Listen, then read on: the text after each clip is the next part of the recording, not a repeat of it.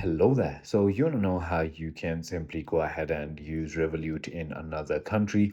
This is going to be the only video that you'll ever need to watch on the internet. So with that being said, let's get straight into the video.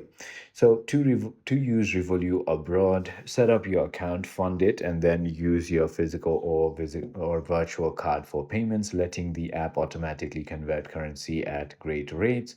You can also exchange money in the app beforehand, freeze your card for security, and withdraw cash at ATMs, keeping an eye on your plan's free limit for spending and withdrawals. So, get the Revolut app, sign up and verify your account, then add money to your Revolut account from your regular bank, order a physical card or use a virtual one instantly for online mobile bank payments, and convert your funds to local currency within the app for spending or let Revolut do it on the fly. I hope this video clarified everything to you. If it did, hit that like button and I'll see you on the next one.